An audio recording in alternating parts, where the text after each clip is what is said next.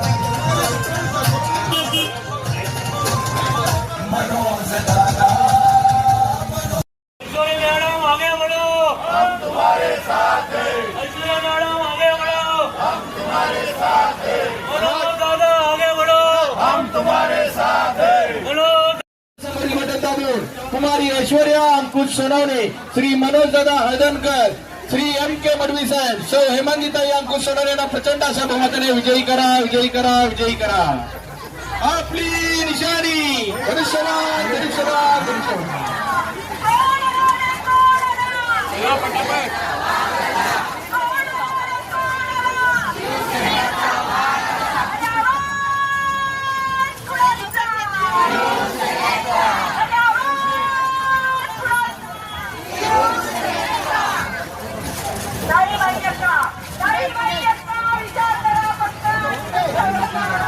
सगळे म्हणायचे हे शक्य होणार नाही, पण आदरणीय शिंदे साहेबांच्या मंत्रिमंडळामध्ये त्यावेळी मी होतो साहेबांचा तो निर्णय घेतानाचा आम्ही जवळनं साक्षीदार आहोत। साहेबांनी सांगितलं काही नाही, कितीही पैसा राज्याचा खर्च झाला तरी चालेल, पण माझ्या लाडक्या बहिणीच्या खात्यावर दर महिन्याला भाऊबीज या ठिकाणी आली पाहिजे। आणि आज महिला डोळे झाकून सांगतात की आम्हाला हे चांगले दिवस जे बघायला मिळाले। थोडासा हातभार आमच्या संसाराला लागला, मी म्हणतो 1500 रुपये काय सगळं होत नाही, पण थोडासा संसाराला हातभार लागला आणि महिला मानानं घरामध्ये राहू लागल्या। नाहीतर थोडं जरी माहेरला जायचं म्हणलं तरी पतिराजाला 4 दिवस विनवण्या करायला लागायचे की माहेरला जायचंय, मला बाच्याला खायला घ्यायचं, थोडेसे पैसे द्या। पण आता आमची ताई म्हणते काय नाही, फक्त मालकांना परवानगी घेते, 2 दिवसांनी मी माहेरला जाणार आहे। बाच्याचं खायला घ्यायचं सुद्धा 1500 रुपये मधले पैसे वाचवून ठेवलेले असतात आमच्या ताईनं, आणि त्यातले घेऊन आपल्या माहेरला बाच्याला गोडधोड घेऊन या ठिकाणी बाचीला जात असते। तर हे एकनाथजी शिंदे साहेबांनी केलेलं काम, शहराच्या विकासासाठी केलेलं काम, हे महाराष्ट्रातली जनता, नवी मुंबईतली जनता कधीच विसरणार नाही। मी आपल्याला एवढंच सांगतो की आमच्या 4ही उमेदवारांना आपण सगळ्यांनी धनुष्यबाण चिन्हासमोरचं बटन दाबून प्रचंड बहुमताने आपलं लाख मोलाचं मत देऊन विजयी करावं। आणि या 4ही उमेदवारांच्या सत्काराला सुद्धा आज रॅलीला बाबा बोलवलं, तसं सत्काराला पण उमेदवारांनी सुद्धा या ठिकाणी मला बोलवावं अशी त्यांना विनंती करतो, शुभेच्छा देतो।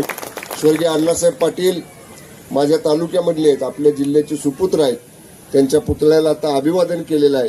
पुन्हा एकदा आपल्या सर्व उपस्थितांच्या वतीनं स्वर्गीय अण्णासाहेब पाटलांच्या पुण्यस्मृतीला अभिवादन करतो आणि थांबतो। धन्यवाद। जय हिंद, जय महाराष्ट्र।